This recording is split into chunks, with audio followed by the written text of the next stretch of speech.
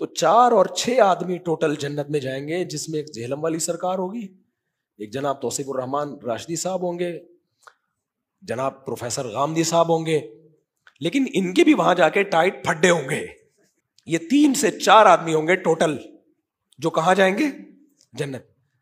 اور ان کو جنت اس بیس پہ ملے گی کہ یہ کسی کی تقلید نہیں کی، یہ صرف قرآن حدیث کو مانتے تھے.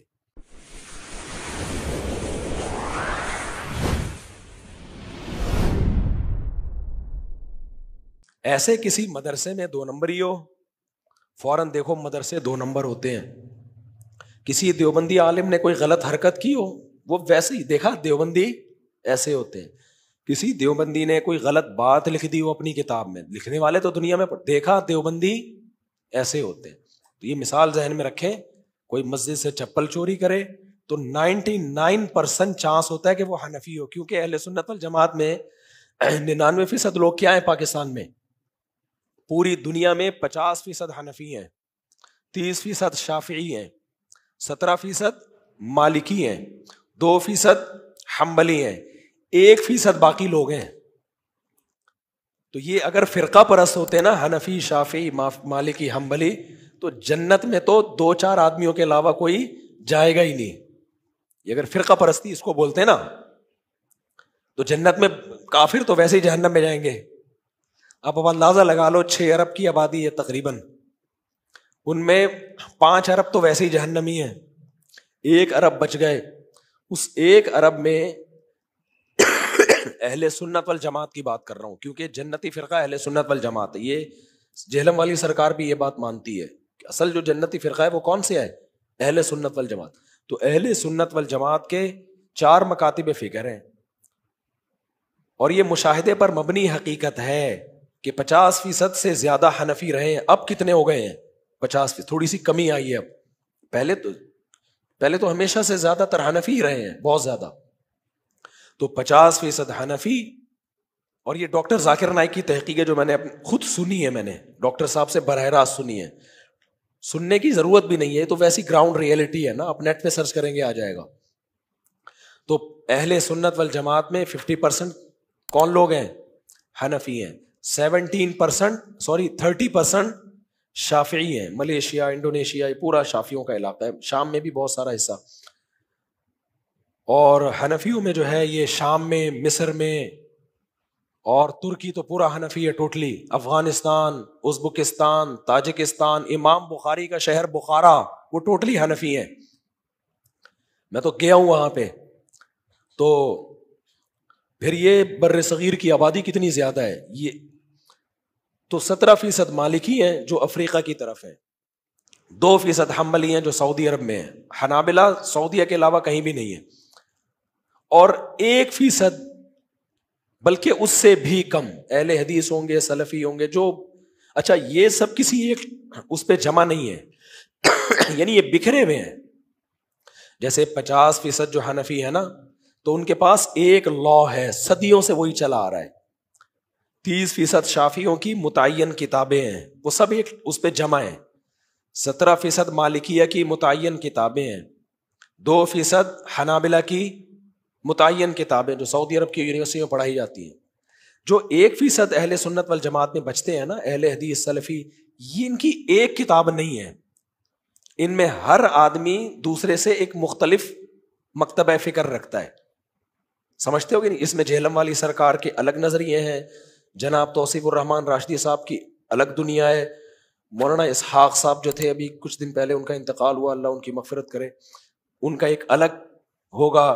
پھر ناصر الدین البانی کی ایک الگ رائے ہوگی، شیخ بن باز کی ایک، اگرچہ شیخ بن باز 90% حنبلی تھے وہ، بلکہ 99% حنبلی تھے، 1% میں انہوں نے تھوڑا سا امت کے اجماع سے انحراف کیا ہے. تو وہ جو 1% بچتے ہیں وہ بھی کسی بھی جگہ پہ ٹکے ہوئے نہیں ہیں.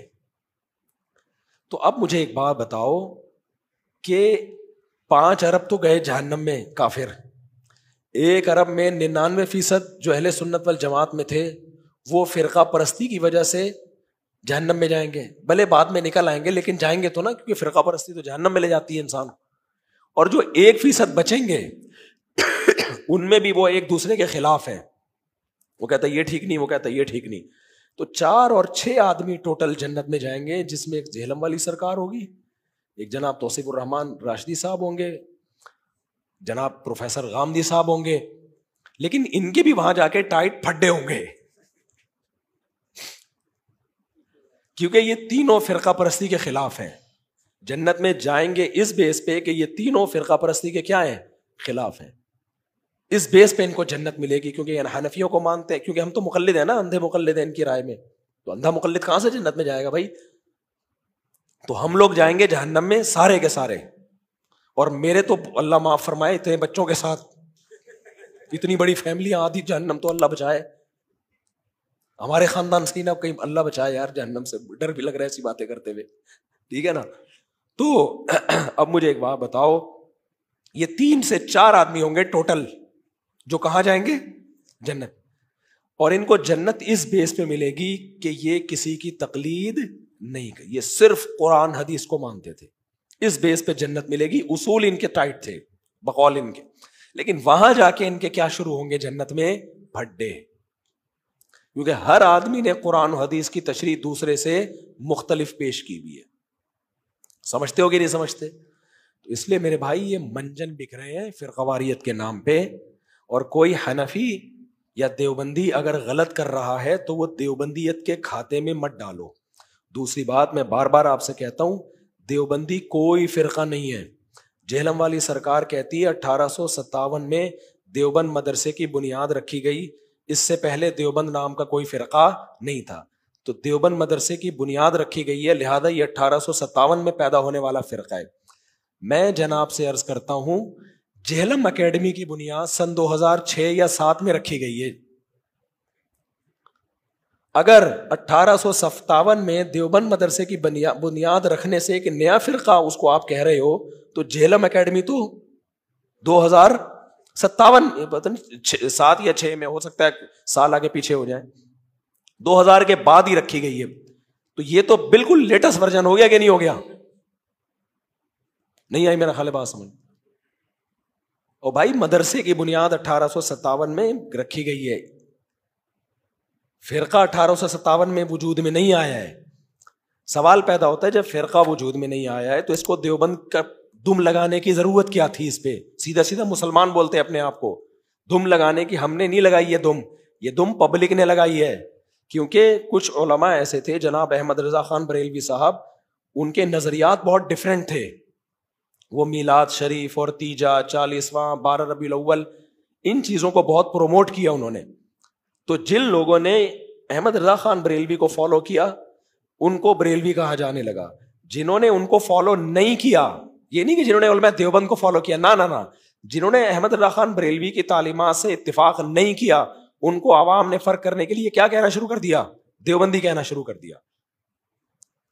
ورنہ یہ وہی اسلام ہے جو ہندوستان میں آیا تھا، قدیم اسلام. سمجھتے ہو کہ نہیں سمجھتے؟ اور وہ فقہ حنفی کی شکل میں آیا تھا. دوسری بات یہ کہ جہلم والی سرکار نے جتنی حدیثوں کی تحقیقات پیش کرتی ہے نا جہلم والی سرکار، وہ ساری حدیثیں کی تحقیق شافیوں سے لی ہوتی ہے یا حنفیوں سے لی ہوتی ہے. آپ کو پتا ہے جب ہم کسی حدیث کو صحیح یا ضعیف کہتے ہیں نا، تو علامہ ابن حجر کی تحقیق کے بغیر یہ کہنا ممکن نہیں ہوتا. اور وہ کٹر شافعی تھے، تو وہ بھی فرقہ پرست ہو گئے. کیا خیال ہے بھائی؟ حتیٰ کہ ناصر الالبانی رحمہ اللہ تعالیٰ جو سلفی عالم ہے، وہ بھی جب کہتے ہیں نا کسی حدیث کو صحیح ہے یا ضعیف، تو کس کی تحقیق سے فائدہ اٹھا رہے ہوتے ہیں؟ علامہ ابن حجر. وہ کیا تھے؟ ساری دنیا کو پتا ہے کہ وہ شافعی تھے. صحیح ہے مسلم کی جو سب سے مستند شرح لکھی گئی ہے، پوری دنیا میں سب سے زیادہ پڑھی جاتی ہے، وہ علامہ نووی رحمۃ اللہ علیہ کی ہے، جن کے ریاض الصالحین بھی ہے، سعودی عرب کی یونیورسٹیوں پڑھائی جا رہی ہے. وہ پکے کیا تھے؟ شافعی تھے. وہ تو جگہ جگہ لکھتے ہیں. امام بہقی، آج کتنی حدیثیں پیش کی جاتی ہیں، امام بہقی سنن کبریٰ البہقی میں، وہ پکے کیا تھے؟ وہ شافعی تھے. تو اتنے بڑے بڑے علماء. پھر صحیح بخاری کی 2 شروحات دنیا میں سب سے زیادہ پھیلی ہیں، ایک ابن حجر اسقلانی کی اور ایک علامہ عینی کی عمدۃ القاری. ایک ان میں پکے شافعی تھے، دوسرے ان میں پکے حنفی تھے. عرب علماء بھی حوالہ دے رہے ہوتے ہیں. علامہ عینی نے یہ لکھا ہے بخاری کی شرح میں، حالانکہ وہ حنبلی ہیں، تو وہ حوالہ کس کا دے رہے ہوتے ہیں؟ شافعی کا. دنیا میں سب سے پہلے جو عقیدے کی کتاب لکھی ہے وہ علامہ طحاوی نے لکھی ہے، جو پوری دنیا میں مشہور ہوئی ہے. سعودی عرب کی یونیورسٹیوں میں پڑھائی جاتی ہے. وہ سمجھ میں آ رہی ہے بات؟ جس کا نام ہے العقیدۃ الطحاویہ. اور امام طحاوی کے بارے میں ساری دنیا میں کسی بھی عالم سے پوچھ لیں، وہ کیا تھے؟ حنفی تھے. تو ابے تمہاری تو سالہ کچھ بچا ہی نہیں تمہارے پاس. تم لوگوں نے اتنے لوگوں کو جہنم میں ڈال دیا فرقہ پر. میں جب کوئی دلیل سے بات کرتا ہوں نا، انجینئر کے فین نے لکھا ہوتا ہے یہ حنفی ہے، یہ کیا ہے؟ تو ہم نے تو سننا ہی نہیں ہے، کیونکہ یہ تو مسلک کو پروموٹ کر رہا ہے. تو بھائی تم نے اگر یہی حنفی شافی کی بیس پہ تم نے یہ کرنا شروع کر دیا تو جنت میں دال چاول کے علاوہ کچھ بھی نہیں ملے گا. ایک آدمی کو خواب آیا ایک آدمی کو نا، تو خواب میں میدان حشر قائم تھا، ایک طرف جنت ایک طرف جہنم. تو اس نے پوچھا کہ بھائی وہ کہاں جانا ہے؟ اس نے کہا خود دیکھ لے کہاں جانا ہے تو نے. جہنم کا وزٹ کیا تو دیگیں چل رہی تھی اس میں، دیگوں پہ دیگ نا، بریانی کی دیگ، ڈھکن کھل رہا ہے، قورمے کی دیگ. بڑا حیران ہوا، خواب میں دیکھ رہے ہیں. جب جنت میں گیا تو دال چاول سوکھے. اس نے فرشتوں سے پوچھا کہ یار یہ کیا مذاق ہے یار، یہ کیا چل رہا ہے یہاں پہ؟ فرشتوں نے کہا 4 آدمیوں کے لیے دیگ پکائیں کیا؟ ٹوٹل 4 آدمی جنت میں آئے ہیں. ایک انجینئر علی مرزا صاحب آئے ہیں، ایک جناب توصیف الرحمان راشدی صاحب، ایک پروفیسر غامدی صاحب، اور ایک ان کے داماد حسن. کیونکہ 4 آدمی سمجھتے ہیں دنیا میں یہی ہیں، باقی سارے کیا تھے؟ ابو حنیفہ، شافعی، مالک، احمد بن حنبل، اور یہ محدثین کی ایک خلافتیں چلی ہیں. پہلے بنو امیہ کی خلافت میں زیادہ تر حنفی تھے جو ججز کے عہدے پر فائز تھے. پھر بنو عباس میں بھی زیادہ تر، جو اسلامی عدالتوں میں زیادہ تر، سب نہیں وہ بھی احناف زیادہ. پھر خلافت عثمانیہ تو قائم ہی احناف نے کی ہے، وہ تو ٹوٹل حنفی تھے جنہوں نے ترکی پہ خلافت قائم کی اور حرمین کو بچا کے رکھا انہوں نے. لیکن ان کا ظرف بڑا تھا، ان کو وہ فرقہ پرست نہیں تھے. وہ کہتے تھے ہم حنفی ہیں لیکن شافعی بھی ہمارے بھائی ہیں، وہ بھی قرآن و حدیث کو مانتے ہیں. جہاں اختلاف ہوتا ہے تو امام شافعی کی رائے کو ترجیح دیتے ہیں. انہوں نے سعودی عرب سے فقہ حنبلی کو ختم نہیں کیا. حکومت حنفیوں کی تھی حرمین پر، لیکن حرم میں مصلی حنابلہ کا بھی تھا. ٹھیک ہے بھائی، یہ بھی ہمارے بھائی ہیں. اس بیس پہ امت میں چھوٹی موٹی کبھی لڑائی کسی جاہل میں ہو گئی ہے تو ہو گئی ہو، بڑے پیمانے پر امت میں ان بیسس پہ لڑائی نہیں. اب آ کے ان کمبختوں نے کیا کیا ہے؟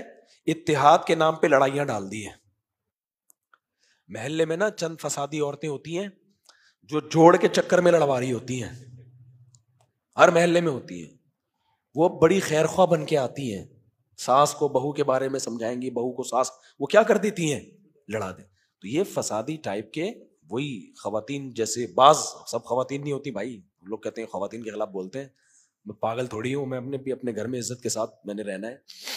تو جیسے بعض مرد بھی فسادی ہوتے ہیں نا، جن کی میں مثالیں دے رہا ہوں تو مرد ہیں،